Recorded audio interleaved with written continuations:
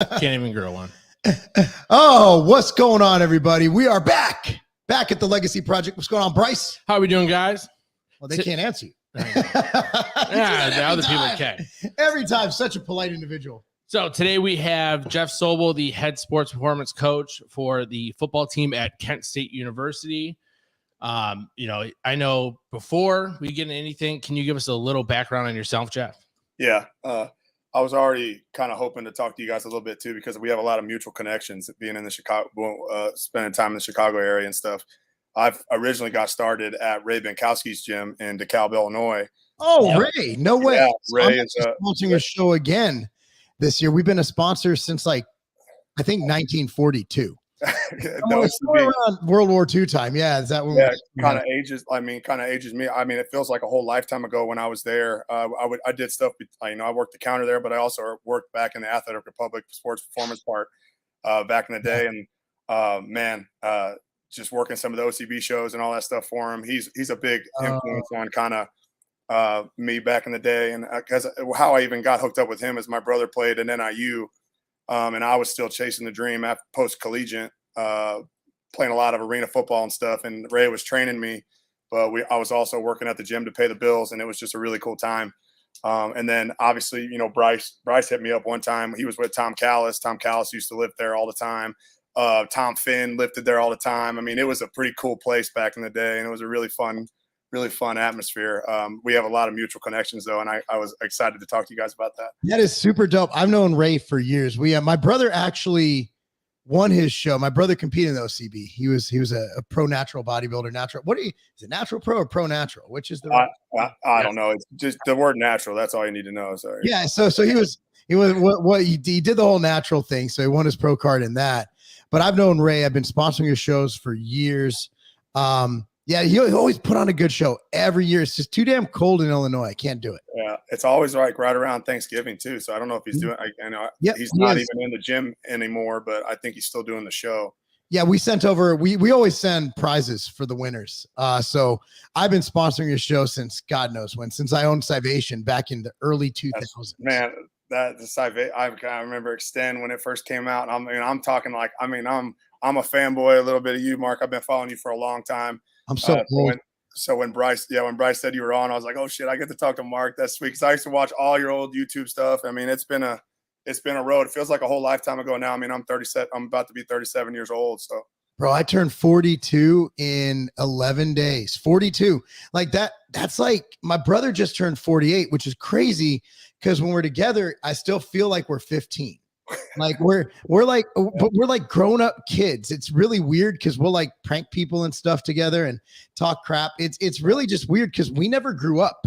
So I've been living in this little like immature bubble my whole life. But so I'm always excited to have strength coaches on who are kind of the new age, because I think strength is in sports and in performance. Strength is something that is relatively new, whereas it's accepted that it's part of your program. It used to be exceptional where a team would have, okay, here's a strength coach.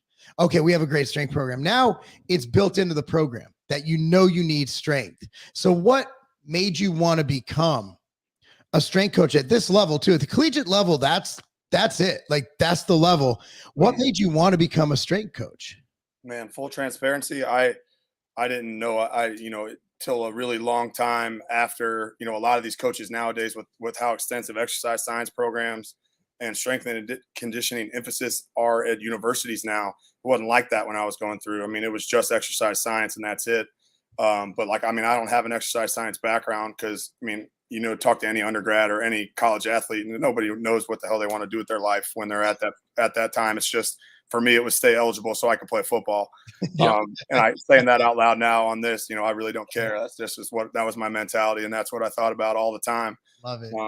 But as I started transitioning past arena ball, and I kind of realized pretty quick that football is probably just going to be something I'm going to have to stop eventually. I kind of came across a graduate assistantship at Eastern Illinois where I played. The former staff that I played for was still working there, so the defensive coordinator that I was really tight with, he's like, hey, you want this? And I'm like, I think I do.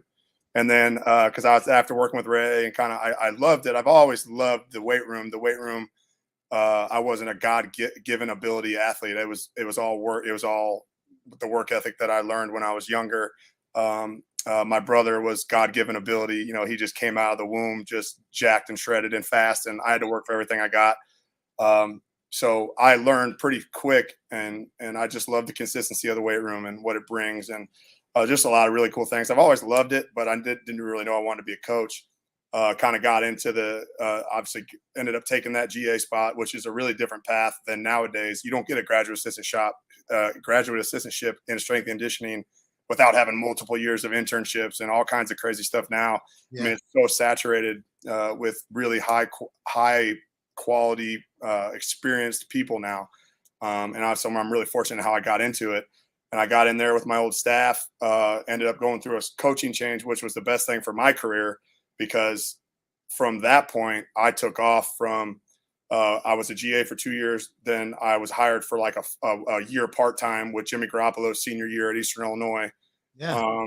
And so we had a really good year that year. We lost in the quarterfinals at home.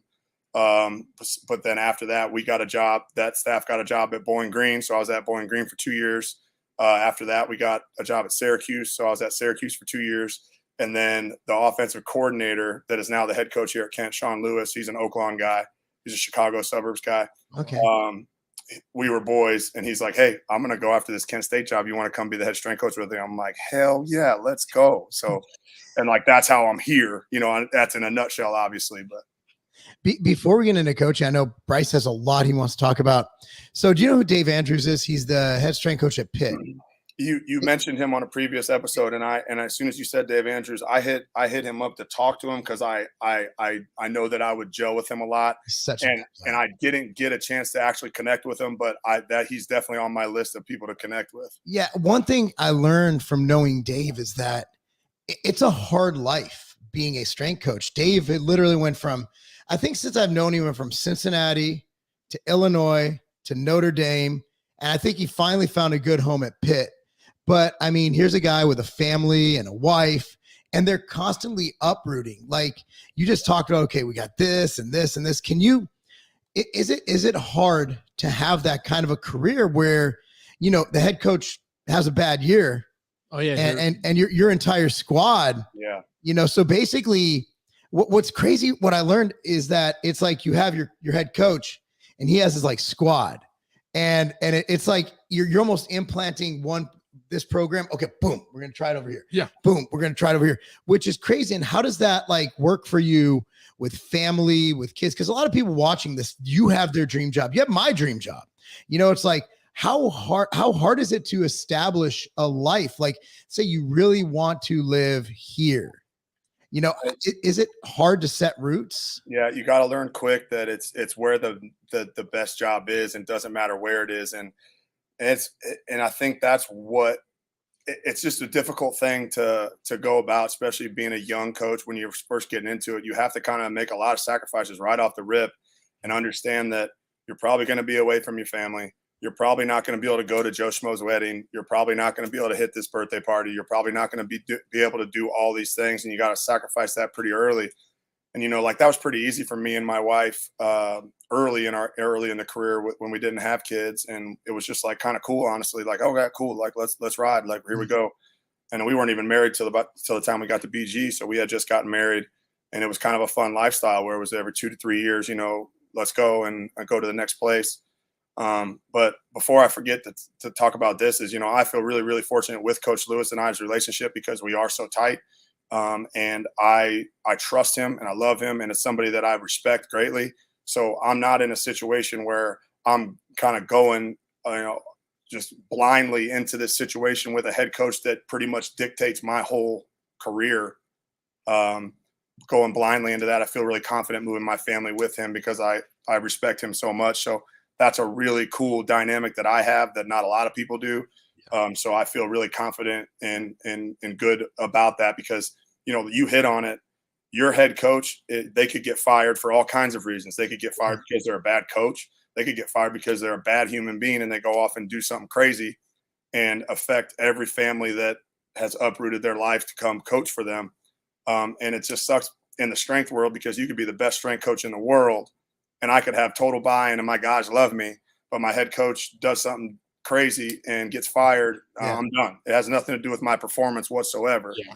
You know, so that's just a really, you know, when I say that out loud, it's tough because, you know, that this is how I feed my family. So I keep my lights on in my house. So it's like one of those things where I don't completely have control of my livelihood all the way. So, yeah, it's I mean, look at Auburn just fired their coach. Nebraska just fired their coach. yeah, I mean, Wisconsin. And these are all big Power 5 schools. And just like that, gone. yeah. And it's like even at Northwestern, when I was there for, I think, a little bit less than a year, you know, that was even as, you know, a volunteer, and you're up at 3:30 in the morning, you drive an hour, you don't go home until about 11 p.m.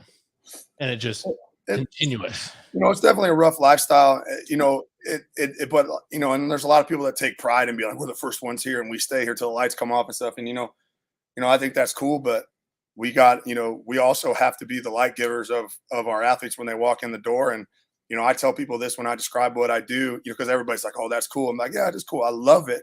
But I don't get to just show up at work, sip on my coffee and hang out in my cubicle and wake up for an hour and a half. I have to get to work. When I walk in the door, I have to be juiced up.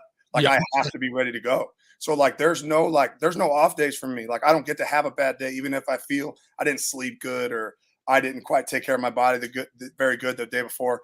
My athletes don't give a shit. No. They expect the same person every day.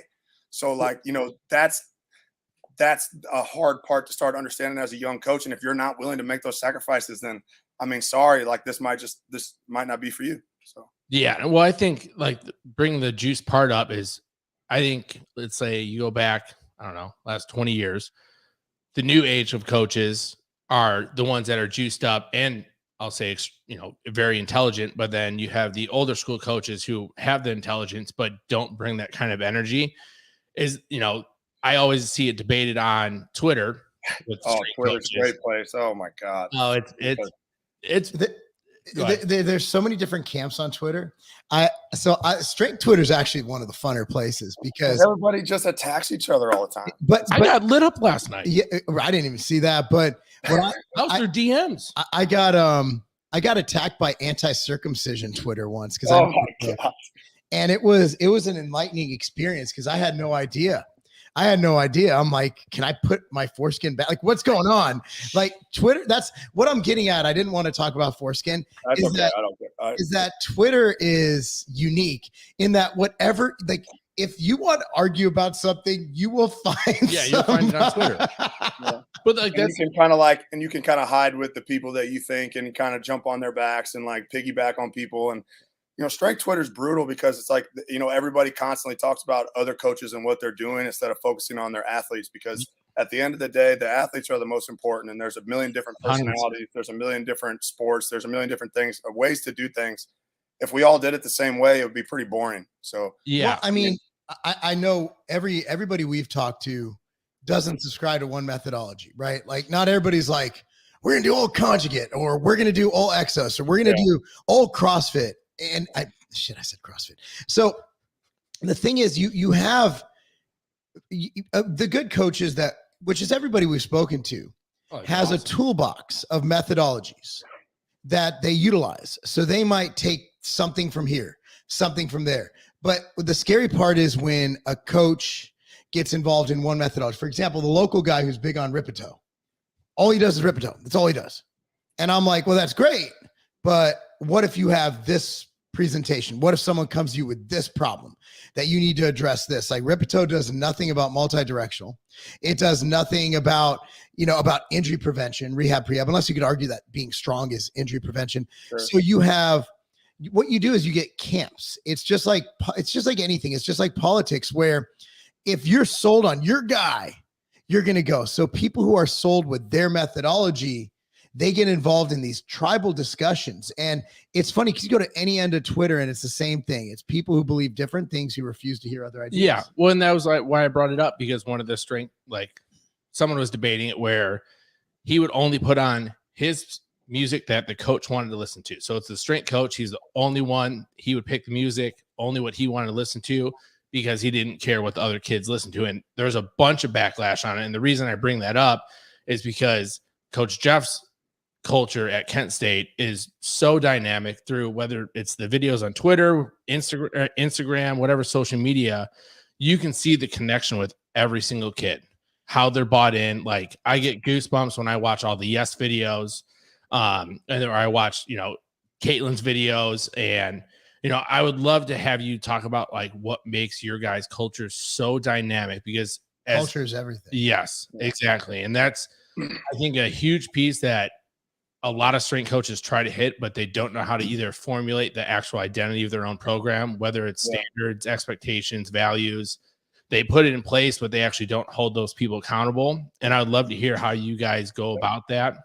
Man, that ties into what Mark was talking about, because I really think that building relationships with them is the key to everything, because I think the more they trust you and the more they understand why you do things, and not being afraid to explain why you do things, and not being afraid to tell them, hey, this is what we're doing, or this block, we're going to attack this, or I tell my guys, I don't let my ego get in the way of their development. So I'm not gonna run, say if I'm an Olympic guy and I just love Olympic lifting, if I'm not gonna run spread offense with option personnel.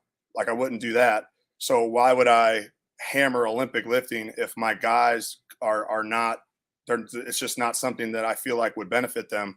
But I'm gonna, because I was brought up, or because I was coached on being an Olympic guy, or my mentors were all Olympic guys, and I'm going to run this no matter what, your ego is getting in the way of your athlete's development. So, we do have a million different ways to do. I don't think we've ever run a winter exactly the same. I don't think we've ever run a summer exactly the same, because we constantly evaluate where we're at and what we need to get better at. Some days, sometimes of the year, we feel really good about our strength, but we don't move quite as well as we need to. So we need to account for that. We need to go after that. And then some years might be vice versa, but it's always a give and take, and it's always figuring out what they need, when they need it, and then when they need to be at peak athletic, when they need to be ready. Yes. But it literally changes all the time. And the culture part, man, is just a lot of blood, sweat, and tears with them. And I wish I had this fancy answer for you guys. And, Kent State, before we got here, was a brutal, brutal place. It was, I don't think that they had more than 2 or 3 wins for probably 10 something years, a season. And it was just a really, really bad situation that Coach Lewis was really attracted to come in. And it's in a great area, Northeast Ohio. It doesn't get much better high school football than, No, you're like that's where you have state champion teams that have won for 4. Oh yeah. Like Massillon's right down the road. And Massillon's one of the most, famous high school football teams in the country. But population Ohio, 20, and they all play football. Yeah. Ohio high school football is insane. But he took this with the vision of turning it around, and kind of where we are right now, where, we're definitely at a crossroads, and we've went to bowl games. We've had winning records. We went to the MAC championship last year. We ended up losing, but man, we've gotten this thing going in the right direction. But at the same time, now we're sitting at 4-6 at a pivotal point in our year. We have 2 games left, and we got to get to bowl eligibility. We got 2 more games left that we have to win. And so, why I bring that up is because, we've had the success and we've turned things around, but being able to sustain success, I would say, is harder than turning it around, because then you have these new classes coming in that all they know is Kent State is a winning program. And hey, it hasn't always been like that. Ask the guys that were here in 2019 and 2018 when we first got here. It wasn't always like that, and it's built into what you see now. But don't take that for granted, because it's really, really hard to win. And but that's culture wise, we have the things that we preach and we have the things that we talk about. But it is just building connection with the guys. And I have 5 years in a game with some of these guys, so it's the relationships run pretty deep, the trust runs pretty deep. And it's, if I ask them to do something, they're going to do it at the best that they can. So, but that takes a lot of time. Yeah. And I think that's kind of the I'll say unseen, or even, unheard part of the aspect of culture is actually, talking to kids. Like, as a coach, you actually have to be willing to sit down. I know even at the high school level, I did it every year, do different kind of interviews, whether it was kids doing it to each other, me doing it to them, just to understand how the kids work, what issues are they having, where they want to get better at, even, and just honest to God, just talking to them. Yeah. How's your day? Yeah. Oh, Coach, how's yours? Yeah. Even if they're delusional, like get it out there, like see what we can work on, see what we can get better at. One of the coolest things I ever did, and Lou Carella, if you guys like, man, the guy at Georgia, the guy. Oh yeah, I heard him speak last year. Talk about inspiring. Like I repost. It's hard not to repost everything he posts. Like everything just kind of hits home. He's super inspirational. He's a crazy awesome guy. But I reached out to him because I heard him talk at a conference one time, and he said that one of the coolest things he's ever done as a coach is did a player interview. So he would sit down their freshmen and ask them this course of like 20-something questions that had nothing really to do with some to do with football, but some not. Like, where are you from? When's your birthday? Like, do you have any tattoos? Like, talk to them about them. And it was really cool. And I always thought like, man, that'd be awesome. That'd be awesome. And then in 2020 happened with all the COVID stuff, and we actually got some new guys in that we have never met before, which was crazy. And I sat them down and I talked to them, and it was one of the coolest things I ever did. And I still feel like the relationships that I have with those kids for doing that is a little different than the guys that I didn't do it with. You need to, I think building trust and rapport with kids is what really or with athletes in general, is what really separates good coaches who could connect with their athletes, and they'll do what like you said, your guys will run through walls for you or whatever, paraphrasing. At the end of the day, I think that's what it comes down to, building that trust in the process. You are the process. Like what you say, they're listening to you. Promise them certain things. Okay, we're going to make it less likely you get injured. We're going to make you stronger, faster, more powerful. We're going to make your moves better. So you have to actually deliver on that. But before they can buy in and actually give you that work output, you have to build that rapport, that trust. And there's many ways to do that. I'm more of a positive reinforcement guy. I'm more of a celebratory guy. Bryce is the same way. He's a little more, gets down to their level and talks to me. I'm just going to cheer you on, and I'm going to be your biggest fan, and I'm going to make you feel really good. And I'm going to celebrate stupid things like you moved your arms correctly for one stride. Oh yeah. I mean, I'm big on that kind of thing, because like it or not, there are certain freaks, psychopaths, who do well with negative reinforcement, who do well when you say you suck, and they'll be like, I don't suck, and they'll do better. Right. Like my daughter's one of them. Like she's always performed well with coaches who are kind of, for lack of better terms, kind of dicks. Yeah. Whereas my son's the opposite. My son, you have to praise. So but again, you're looking at Cammie's like 1 in a billion. You're not going to find someone who's, no matter what you say, she's harder on herself. Most kids aren't like that. So you have to build that rapport with the athlete, which I think is what makes a coach special and that's where the questions I think really shine through, because you're showing that, look, you're just not a number. You're not just a number here, right? Where you're not just, number 42. You're not just number 43. You're my athlete, and I care about you as a person. I want you to succeed. Yeah. I mean, think about 100 guys on a football roster, like, all completely different personalities, all completely different, how you can push their buttons and understand what works for them and what doesn't. It's not a blanket thing where I'm just going to come out to practice and be an asshole for no reason, just because I'm having a bad day, or just because I think that it's going to be a hard run. So I'm going to set the tone and make it just miserable for everybody. That's just not who I am. And, I think it's pretty obvious for our guys to know when I was trying to be something that I'm not. So I say when I was young, I'm still fairly young being a head coach. This is only my 5th season being a head strength coach. I've been in the game this is my 12th year, if you count my graduate assistantship. So I've been in it for a little bit, but as a head coach, I feel like I'm still learning. And the version that I am now, I'm better than I was when I first got here, because it was a lot of just come out and we got to get after it. I don't care how you're feeling. To now, really taking an E plus R equals O mentality, which is event plus response equals outcome mentality, has completely changed my life as a coach, because these guys, there's going to be things that trigger you. There's going to be things that upset you. And emotion is a good thing. I'm an emotional guy. I tell my guys all the time, I am emotional.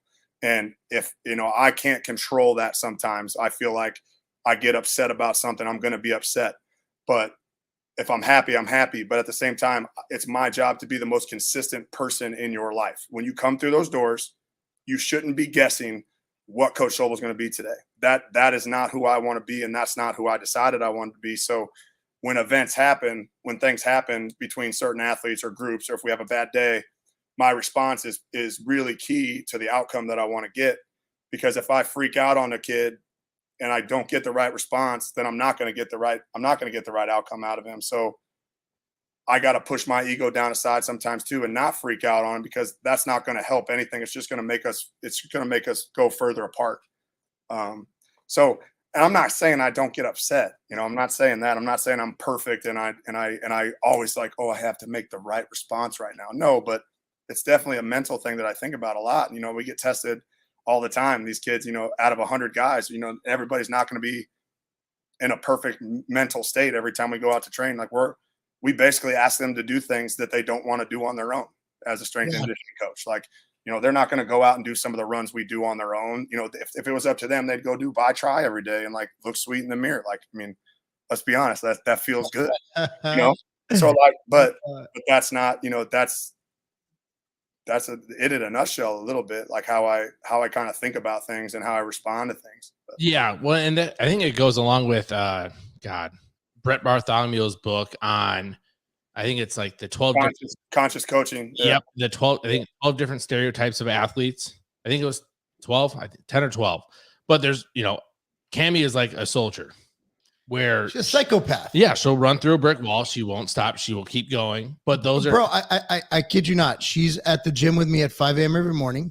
And then she goes to practice at night. She's a psychopath. And she, again, like you can literally like call her every name in the book. You could throw things at her and she'll just train harder. Whereas my son, who's a normal, he's a sociopath in wrestling, but like his reaction to coaching is normal. So the reason I'm bringing up my kids, because they're easy to define. They're easily defined. And those are the two polar extremes. So I get to deal with both of those, where you have one who's a psychopath on the mat, but again, in coaching, he's better with the rah, good job. Whereas, if I was to say, good job, Cammie, she's like, it sucked. I'm like, okay, I could do better. Okay, fine, you suck. So whereas my son would be like, yeah, I'm awesome. Yeah. So I think it's just modifying your coaching to who you're with. You can't just have one cookie cutter approach. And that goes for programs, which is where I'm really fascinated. So as a strength coach, how is, let's say, I know there's no typical session. It depends on the programming. It depends on the season. But let's say you're in off-season programming, just a standard, let's say you're 2 months in. How much of your programming involves, skill work, speed work, strength work? I'm always fascinated with how programs are kind of designed. Yeah. So, I mean, you guys have talked to Joey G. So Joey G is super, super smart guy. And I know you kind of talked, you probably realize that when you're talking to him, and he's young guy in the game, cutting edge, like doing a lot of really, really good things, X's and O's, and he's a really smart dude. When I listen to that one, a lot of the kind of same concepts is how I think about things from the time we're in off season, which in January our kind of year calendar starts, because it's the new year, it's the new team. And then we build all the way till fall camp. But that's always heavy size strength for me. That's always heavy. Let's get after it. Let's smash some weights. Let's keep it pretty simple. But at the same time too, our sprinting never really leaves. We just turn the volume down a little bit. So because they never really have a time frame where we're training 4 days a week, where we're not trying to get them ready for football necessarily. And I don't want to say that leaves, but that's how I think about things. In the wintertime, we get big and strong, and then we taper into spring ball. Then we start working more things, start refining that strength, start getting a little bit more speed work, power work. And then summertime, we refine everything, adding a ton of running volume to get them ready for fall camp. So we just kind of taper things into adding more athleticism as we go. But we have to have those times where we just build too, because they never get that, and they never get to just focus on that. And, I don't have early mornings during that time because I'm encouraging them to sleep as much as possible. Just little things like that. And, but that's how we structure it from a year standpoint. Getting into a lot of velocity based stuff now. We have a perch system here, which is really cool now. It's it's actually a camera up on top of the rack that catches every single one of their reps that doesn't have anything connected to the bar like the old Tendos did. Yeah. So it's really cool because they can switch between exercises really quick and switch between guys. And then the coolest thing about it is we can go back and look at the cloud and look at like, hey, I knew 80% was on the bar today. What was our team average in velocity? Because I can kind of gauge by how their central nervous system is recovering, and maybe I need to deload a little sooner than I thought based on some of those speeds, and just some cool shit like that we have now that allows us to really kind of narrow the focus down sometimes when we need to. But yeah, I mean, again, that kind of goes along with what you're running right now with Conjugate. Well, I do like some forms of it, which kind of, I have a couple follow-up questions. One would be on sleep, but the first would be on, if you're looking at exercise selection, you talk about Twitter battles. One would be there's two camps, and then there's a kind of a modified camp. There's the Olympic camp and the non-Olympic lifting camp. So if you're looking at where you're programming, are you programming around things like the big three and certain, maybe some double or triple extension movements where you're not doing a full-on snatch, maybe you're doing a power shrug, something like that? Or are you somebody who will do a clean, who will do a snatch? In what area do you fall for that, and why? So we don't really do too much of that in the wintertime. Kind of explain what I just went over, kind of keep it pretty simple. And we kind of go after, keep the periodization pretty mellow, pretty chill, but it's all about smashing weights and having fun and putting some size on, like I love that when I keep my groups big. It's juiced up. They love doing it. And we go after kind of that there. But I never really pull it completely. Like, on squat day, we'll have a 10-yard accel. We'll set the lasers up and we'll get them all warmed up and do some light speed work.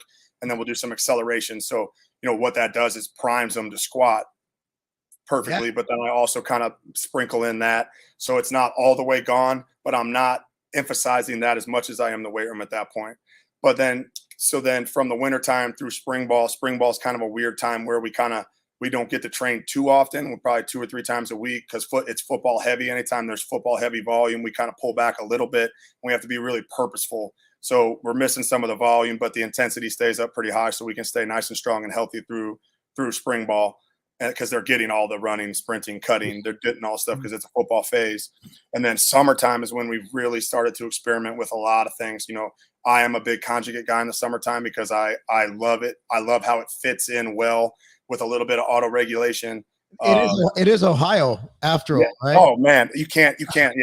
Yeah. And I hated myself when I was at BG that I never made it down to Columbus to actually, because Louis was super cool with strength coaches and he would let anybody come through anytime. And I'm really pissed that I never made it down there. And obviously now it's too late. Tiger Fitness. You can always come see Laura, who is Louis' right hand. Yeah, she's at my gym in Ohio. So we're partners in that gym. So anytime, let me know.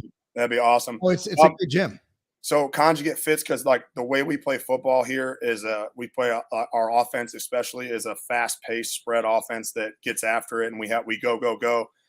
So our running volume is higher than a lot of people just by the way I have to get those guys ready. I have to get their tissue ready to play football that way in fall camp. So a popular answer for me is when people ask me, what are you doing for the fall? Like, are you getting ready for you can't wait for the season? Yeah, cool. Yeah, I can't wait for the season, but I'm not getting ready. I'm not getting them ready for the season. I'm getting them ready for training camp because training camp gets them ready for the season. So I got to make sure that they can go and they can, with the amount of volume that they're going to get during training camp, that they're going to be okay to train at the volume that our coaches expect them to be able to train at. So then that kind of takes them over the hump when it gets to the time to train in the fall. But so I think that all those things fit, and kind of my answer that was earlier is I'm not going to let my ego get in the way. I've had it pretty simple when I first got here. It was just squat, bench, hang clean. We pushed those. We didn't drift too far away from that. Obviously accessory movements because we're training athletes. We're not training, bodybuilders or power lifters. So we had to, posterior chain all day, every day. And it kept it pretty simple when I first got here, but I have evolved big time with different levels where training age. And, I think you guys will both understand this. Like, we all think these guys are so elite and so advanced as athletes, and they are, but I still get kids, and it's the year, I know it's 2022. And like, I still get kids that get here and they've never really consistently trained before. they're just gifted. They're just extremely gifted in football. And so like their training age is really low. And then I get these guys that have these killer strength programs in the state of Ohio, let's say, or state of Texas that, have these full-time strength coaches that do a great job setting the foundation and working them nice and slow. And their technique is great and everything. But, I got full spectrum. I got that and I got that. And so their training age is a little higher. So I have to evolve my program to evolve with them. So if I'm still running the same program that they walked into as freshmen, then I'm selling them short because I'm not evolving as they evolve. So it was pretty simple at first. And then, now we have, a bunch of big, strong, powerful athletes now. So, conjugate works well for me because now I work in some of the velocity with the dynamic effort days where I give them velocity ranges and I want them to be over a certain velocity range so that I know it's where I want it to be and I can control that. And so that's kind of a cool thing. And instead of just saying, hey, go move this bar fast, I tell them a range that I want to string speed. And I mean, it's just pretty cool. And like we've evolved in that. We switch up. So if we do, so on our dynamic effort days late in the summer, if we have a max effort squat day on Monday, a max effort triple variation, say we're doing box squats, we do a max effort triple box squat on that Thursday. Post running, we would do our dynamic would be a pull. So we would rotate between a pull and a squat, and it'd be awesome because we'd trap our pull, hook it up to the perch, and it'd be sweet seeing those guys move a bunch of heavyweight fast. And so I think it just kind of fits. Some of those variations fit in, but I love hang clean as well. I think that hang clean is awesome. Just getting it. I'm not opposed to power clean, and I'm just not in that camp like Mark said. I'm just not. I can accomplish everything I can need to accomplish with a trap bar jump and a hang clean, and as long as they're getting extended and violently moving weight, I'm good. Yeah, we have this discussion just about once a week. Yeah, I mean, we literally have this type of discussion, which is why it's always fascinating to hear. Hang clean, I've always been a fan of those. I think you always run a risk when you take something overhead like a snatch, and the degree of learning. I mean, it's going to take you 2-3 months to perfect the form. So by the time you learn it, you're not truly loading that movement. So can I do a similar thing? Can I get that same, volume of extensions in my lift? Can I get it with something else? The answer is yes, usually. So while I'm not against Olympic lifts at all, it's just you have to factor in all the variables, right? And that's where it's always fascinating to hear. But I like that. So as far as deadlifts go, do you usually keep them in the hex bar? Yeah, but I've done sumo straight bar that went over really, really well though, because you think of some of the limb lengths and think of some of the length that we have on our team, and if offensive tackle, so we got 6'6", 315-pound guys. I would never conventional them. That would just be, unless I work them to that. I never something I shouldn't say, because I think that all these things that we're talking about can be done safely and effectively, but they can't just be thrown on them. Like it has to be, if you are dead set on deadlifting your guys, you do it right and you teach them how to do it from the floor all the way through. But what I really liked this past summer with the straight bar pull, I have those blocks. They're about 2 inches each. DC blocks. DC blocks. So I would put 2 blocks on, kind of depending on where the bar ended up falling, right underneath their kneecaps or their shins, where I wanted the bar mid shin. And we tugged on some stuff, and they got in sumo stances, and we threw chains on the middle of them on a max effort pull day and just watched them smash weights. And it was really safe because it was at a perfect height. They could keep good form. And if that broke, that would be it. That would max effort. I don't care if they could do 100 more pounds with a rounded back. It's just not happening. I'm not going to let them do it. But it was just really cool watching, a football team pull off the ground. I mean, it wasn't on the ground, but it was as close as I would kind of get at that stage. But it's just really cool watching them go after that and attack stuff.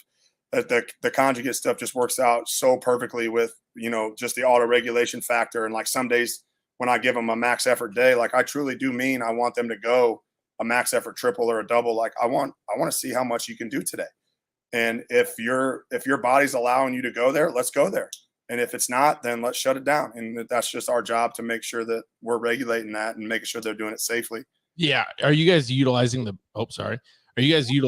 perch during your max effort? That way you can see if if you're on a squat, if you're below 0.3, that's damn near max. So we just so my I would like to talk about this my Katana program too, which is my red shirt program for guys that don't play. But we're in a further a part of APRE where we're in APRE 3, which is an auto regulated progression. And it was really cool yesterday seeing some of their max effort squats on their APRE 3, which as soon as they drifted a little like into the 0.25s, Mhm. the odds of them getting another rep was pretty much next to nothing. Yeah. But I still have them go because it's a mindset. It's a Yeah. mindset thing, and they're spotted and they're being safe. But I don't want them to. They don't get to tell me when they're done. I tell them when they're done. So Yeah. so because that's and I don't care what all these guys on Twitter say that you can't train mental toughness and all that stuff. Like I'm not in that school at all.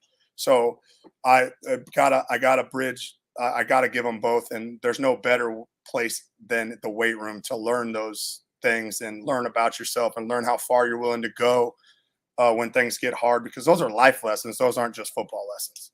Yeah. And well, even with like towards your conditioning part, how many plays do you guys average a game? I mean, We'll- average. I mean, I mean, the other day we had 85. I mean, we've been north of 100 before. I mean, And that's like when people like run conditioning, it's another, I mean, you can probably put it on another Twitter debate. It'll be fun saying this, but you look at the conditioning concepts like for your team, that's drastically different than someone is Iowa Hawkeyes that runs like, I'll say 55, 60 plays a game. sure. It's a completely different aspect of the game. How do you get them prepared for that? Not only game wise, but as the mental part you said is, it's a whole different stratosphere going on both those realms. Like you can hit both sides of the mental part, but you can also hit the more intelligent side of the equation with planning out the running. Yeah. So let's talk about so in the summertime I had tough Tuesdays, and what we did on tough Tuesdays is that we did all our change of direction stuff, all our important skill sets, all our important drills that we wanted to work as a group, and then when we finish our GPS, we wear GPS like everybody else does in the country now. I mean, we have 50 units of it. And what that allows us to do, obviously, is just to be a little bit more pointed with our training and gives us good data. And when it first came out, I was one of those guys. I'm like, I'm never going to have that because I don't want some computer telling me that I need to stop or if it's too hard. I don't want, I've been watching football long enough. I know what, but it helps a lot. And being able to pull up that data and see total yardage and seeing top speeds and seeing all the things that we need, where me and my staff figured out that we had a huge gap from camp data is aerobic. And I know that you guys have talked a little bit in the past about just, doing a shit ton of running. But what we did is we found times we tried to find some 100-yard tempo times that wasn't a full sprint, that wasn't a jog. It was like right in the middle of our time, or kind of our aerobic capacity that we needed to work on, that we needed to fill in gaps. And so we ended up working up to 20 something of them, but we did quarters of it and we gave them time in between, just like a game. So if we didn't just go out there and do 20 straight. So say we would do 5, take a 2-minute break, 5, take a 2-minute break, 5, take a 2-minute break. But these are tempo times. Like you guys could go out there and run tempo times. Like, and it's not, it's just how many of those can you do? And what it ends up doing, it's checking both boxes for me. It's checking the aerobic hole that we needed to fill, but it's also checking the box of toughness, because it's not a sprint, but it's not a jog, and I need you to make your time. Yeah. So it was just a cool element of both, and I you can do both. Like I like these coaches that like you have to have some aerobic capacity to play sports. But like I know that football is dominated by sprint work, and trust me, I program plenty of sprint work, and we're good with that. And with what our GPS says that we're doing well with that. And it's just something we tried, and we had a lot less soft tissue injuries, and we were really happy with how we did in camp this year. So now what for you guys sprint work, what do you guys focus on the most? Because it's always a hot topic with whether it's resistance or like band resistance, chains, all of it. Is there something that you guys see that fits best within your program for your guys? we've pretty much done it all, but I would say that there's some element of resisted sprinting twice a week in the summer, but we break it up. We break it up between an acceleration day and a top speed day. Yeah. So our early in the week, we'll work on all our 0 to 100 acceleration stuff. We'll do some acceleration laser times. That's when we'll do our resisted stuff. We might have a hoop drill or something where they're still going 0 to 100, trying to get around it, adding a bend element to it. But then the following Thursday, so we do a Monday, Thursday split with our speed work. And then that Thursday will be our max velocity day, where we start working our distance back from our flying 10s, working on top speed mechanics. That we got all our top speed drills and all the things that we do there is a little different than towing, pulling, and things like that when we're focusing on acceleration. Yeah, I think defining the difference between acceleration and absolute speed, or top speed and acceleration. When you're working on speed work, just for the people watching who don't quite know what that is, acceleration would be probably, I define it as the first 5 steps. When you're really accelerating, getting into it, you have your 45-degree angle to the ground. You have dorsiflexion of the toe to the knee. Basically, your toes point up to make it simple. Whereas absolute speed is just like it sounds. Top speed is when you're running. You're running, and let's say you're running down the sideline for a touchdown, and you're trying to beat out the guy, so you're trying to get max speed. That's when you're standing more upright. Your knees are higher. So there's the difference, but there is a huge discrepancy in how you train the two. And training both of them compartmentalized is, in my opinion, I haven't really heard many people talk about that, is the separation of absolute speed and acceleration. And I think that's a huge topic. Oh, absolutely. Because speed's everything. And then you get into, and this is going probably after it, but look at the video we posted yesterday with the younger kid. Yeah. We've done 5 drills over the last 4 weeks. Same thing, 2 times a week. One is 2 are accelerate, or 3, 1, 2, 3, 4 are acceleration. 1 is top speed. Yeah. And the top speed one, he's walking. Besides our sprint, it's just learning how to do some really simple things, and he's really young. But it's one of the differences, I think, where I think a lot of coaches mess it up because they overdo acceleration, they overdo max velocity, and then at the end of the time, they are questioning why they're not getting faster because they don't get the times they want, and it's probably most likely the kids just can't recover. Everyone overdoes it, literally all the time. You see it. I think that's a common problem. I think that's a super common problem of just constantly being in a state of not being able to recover, and it's always an unpopular answer that I give to high school kids when they come in, and parents are so eager to, hey, what should I be doing with my kid? And and I'm like, train, set them up with a qualified coach that knows exactly what they need to be doing. But let's put a focus on sleep. Let's put a focus on real food and not worrying about what supplement they should be taking at 16 years old. Let's eat. Let's sleep. And that's never popular with even my guys. Even my guys, I have them write down on their sheet every day. I have this space that says hours slept, meals eaten, because I want them to associate a shitty training day with shitty sleep and shitty meals. So I mean, if they can start making those connections, and they get happy when they write an 8 and a 3 down, they're like, hell yeah, coach, I'm good. You're not going to bust. You're not going to, say something crazy to me today, because and then look up, how'd you feel today? Oh, I felt great. Okay, cool. That's the only reason that's on the sheet. Yeah. The sleep component, you've mentioned it twice. So you find that to be, do you find kids are listening to that now, or it's still a huge hindrance of not enough sleep?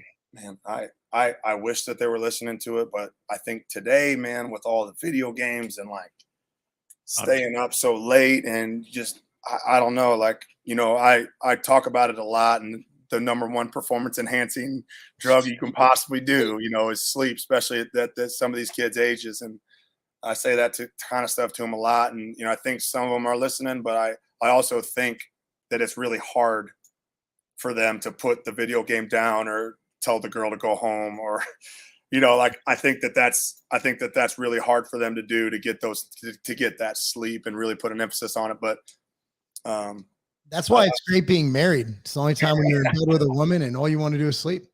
I got a big king bed, so I can stay. I get just over on the other side. You don't even know she's there sometimes. I'm like, all right, man, I got to get my full 7-8 hours, man. Yeah. So, as far as food's concerned, so you guys have a training table. I'm guessing it takes care of most of it. But you still have, how receptive are these youth athletes, these elite D1 youth athletes? How receptive are they to, food intake and listening about nutrition? Or is it just like when I played, when everybody just ate McDonald's all day? Like, is there a, They're super receptive to it because it's just like training nowadays. Like, what's the stuff that bothers the hell out of me is, we get guys that come in, coach, I saw this on Instagram. Like, what is this? Like, we should be doing something like this, or just, that's just an example. that's Like the information that's out there nowadays, and is awesome, and it's bad. It's mostly bad. It's Yeah, like, true though, probably mostly bad, but it's so easy yeah. to put that stuff out there. And I feel like that's the same with food. And like, when that damn Netflix documentary came out about eating vegetables and just being a vegetarian only, and like how many, and like it's just a good example though of like this day and age, how many athletes came up to me and said, Coach, I watched that documentary. Like, I think I want to do that. And I'm like, I don't think that's what you should do. Look what it did to Cam Newton. But I'm also, but like I'm also a strength and conditioning coach, and I'm allowed to give you advice, but I'm not allowed to. Yeah, I can't tell you what to eat. In the state of Ohio is the worst. State of Ohio, if you're not a registered dietitian, you even tell somebody an apple. No, I'm serious. They will sue you. It's actually, because I know a few coaches, bodybuilding coaches in Ohio, and you gotta really skate the fine line. Yeah. Ohio takes that to the next level. So if you were to tell a kid, say I come to you and I'm like, hey, let's say I'm 19, which is fair. I'm only 24 right now. I know it's, but so let's say I'm 19 years old. Hey, I'm a recruit, obviously a cornerback, whatever. Hey, coach, give me some basics of what you would tell a student who comes in about what they should eat. Because, it's usually similar answers. Probably the same stuff that Zach would tell you. Yeah. But I'm fascinated to hear what you would say if, let's say, Bryce and I we're 19-year-olds. We just got recruited. Coach, what should we eat to perform? Yeah, the old seafood, eat it. Well, I think, yeah. Well, that's part of the problem. If it runs, swims, or flies. Yeah. But I mean, that's true. I mean, the run, swim, or flies comment is always funny, but it's, I would say that protein is always, is always the deficient thing. It's carbohydrates are easy to crush. I mean, we all love those. And I just feel like that's just the one thing that I manipulate the most is carbs, though, when I do need a guy to gain a bunch of weight, because it's easy to eat those. But, without having a ton of resources, we are a smaller group of 5 school that doesn't have a full-blown training table. We have catered meals most of the time, and we are kind of asked about what we should have. And there's always a solid protein source. There's always a solid carb source between rice and potatoes for guys that want to be really clean. But then there's also the option, with lasagnas and pastas and just go crazy, like, because you need to gain weight. And we have the RTDs post training that they can take as many of those as they want. So on a daily basis, they have access to thousands and thousands of calories, which is a really good thing.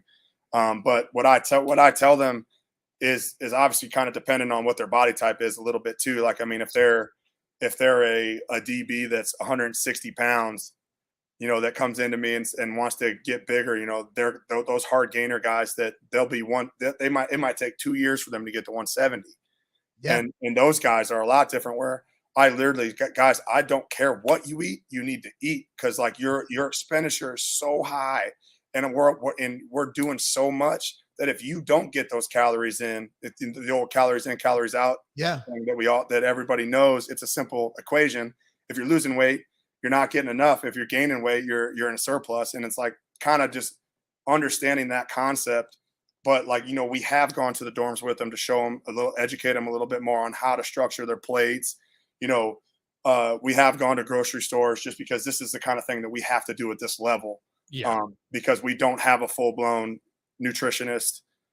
We don't have all that stuff set here at this level that would be at the Power 5 level, where I'm not even worrying about that. What did your nutritionist say?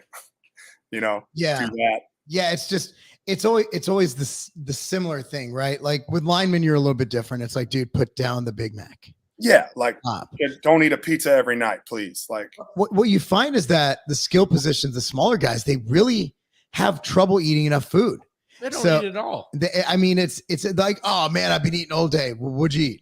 Oh, I had pancakes for breakfast. Yeah, and then there's like this huge like 6-hour gap, like that you didn't eat anything. And you ask any kid, even in high school, kids like, all right, what'd you eat today? Peanut butter sandwich.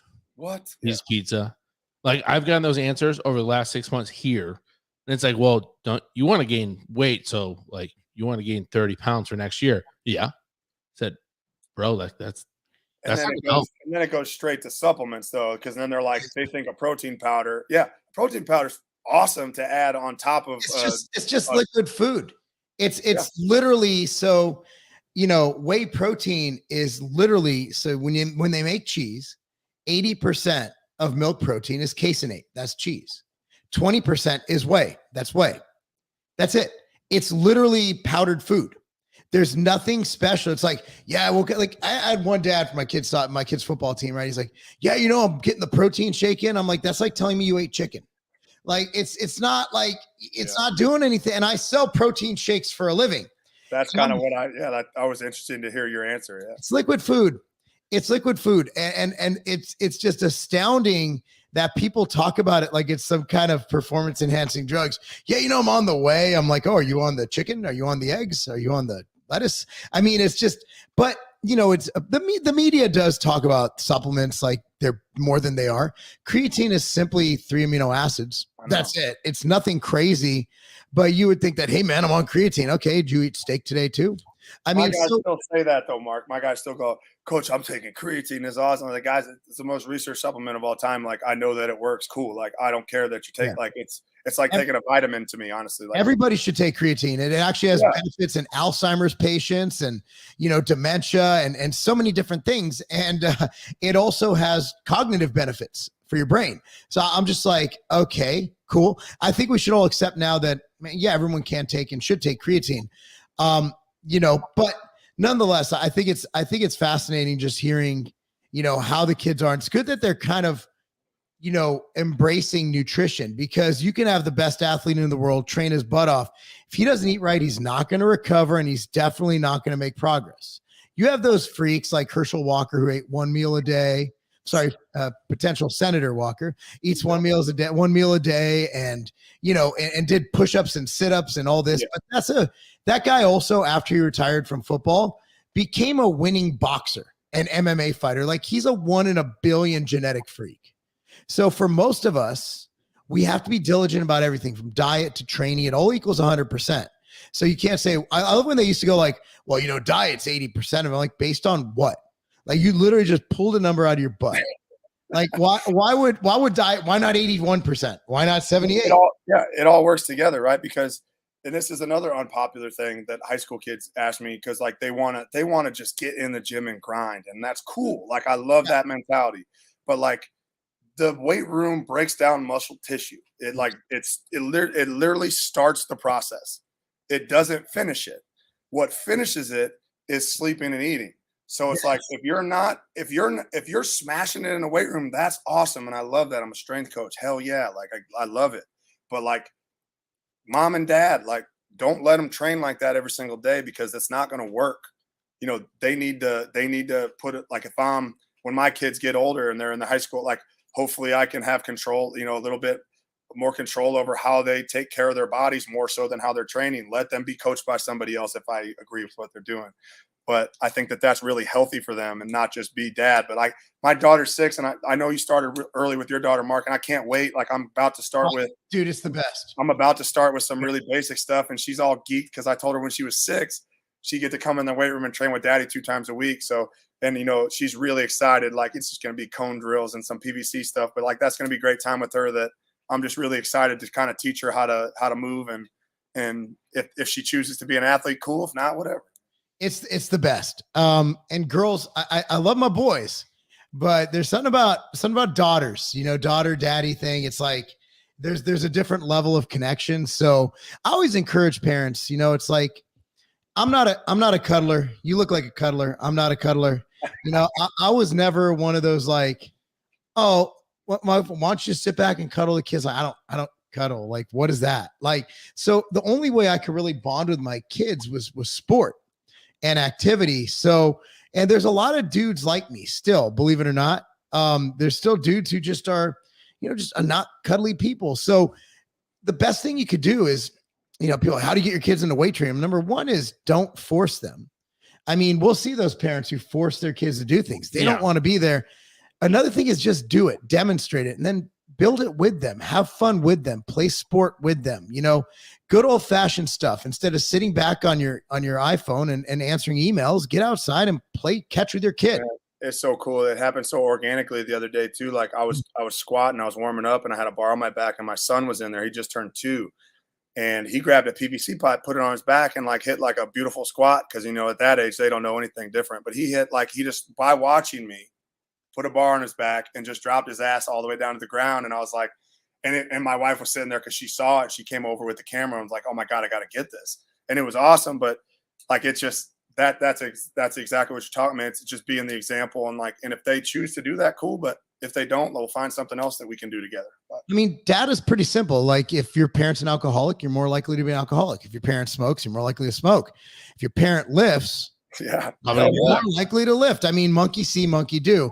I mean, at the end of the day, their brains are mush until they're like 30. So you really have an opportunity to instill these values in them. And that's why you got to be careful too.